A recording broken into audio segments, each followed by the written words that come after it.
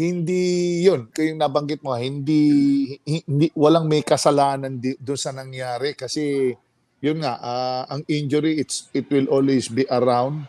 Nasa sa paligid ng player parati ang injury at walang magaling sa ganito kasi alam mo, lahat ng players bago maglaro yan, may prosesong dinadaanan yan. Pagka naoperahan ka sa injury mo, it takes you days para tanggalin yung stitches. And bago tanggalin yung stitches, ini-stretching ka na. Tapos pagtanggal ng tahi mo, stitches mo, nire-rehab ka na. Kumbaga sa kwan, dugo-dugo pa ng konti yung mga tahi-tahi. Para lang yung mga talakers natin, alam ang dinadaanan ng bata.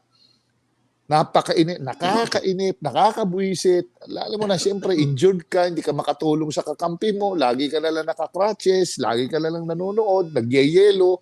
So yan, pagka the moment ang player nakalakad na, ayun na, rehab na yan, tuloy-tuloy na yan. Every day, nagre-rehab na yan.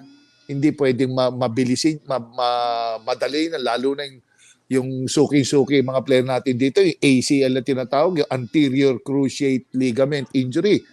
Talagang tinotornilyo pa yan. Titanium kasi anak ko nagkaroon ng ACL injury, tinornilyo pa nila yan. So yan, ang haba pare nung araw, kung para sa for the sake of discussion, yung ACL dati 8 months bago ka makarecover. Ngayon pare, 6 months na lang sa recovery. Tapos pare, hindi na yung mahahabang tayo, para isang linya na lang yung tahi ng ACL. Plus yung kung minsan merong ginagawa nila arthroscopic surgery, 3 butas na lang.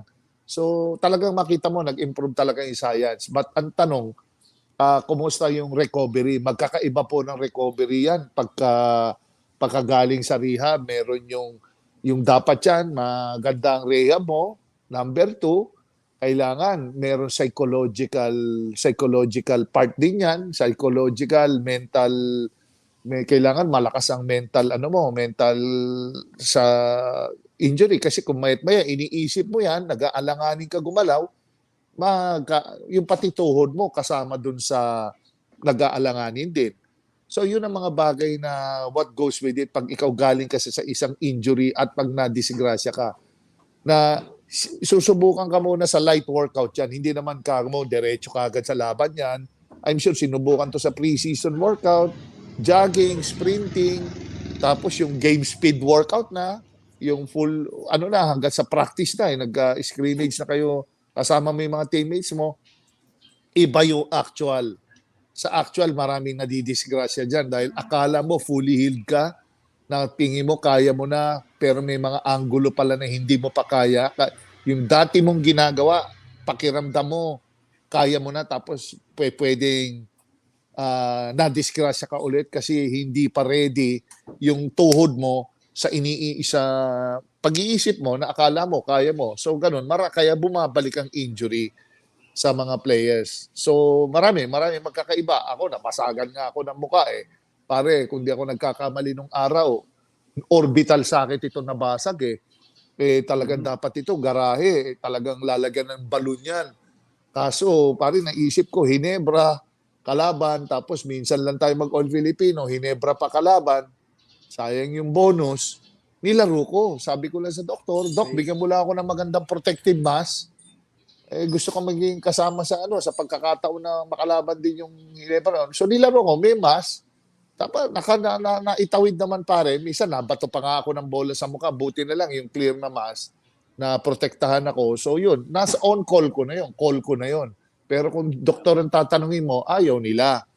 Maraming ganun kasi risk mo na yun. Kung isusugal mo as a player, you don't wanna miss the chance, pwede naman din ganun.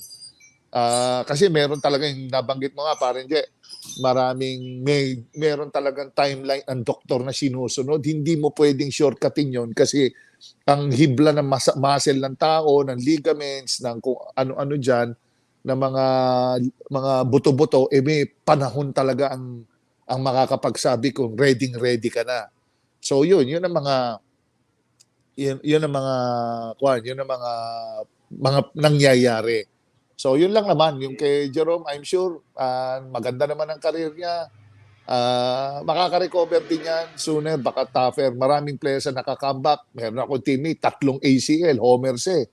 2 ACL sa kabila, 1 ACL sa kabila. So yun ang naging ano niya na, boy, Freddy Abuda, naka-ACL, nakabalik, mas malakas pa kasi pagka na-rehab mo yan, same na injury, mas matibay pa yung tuhod mo because psychologically, mentally strong ka.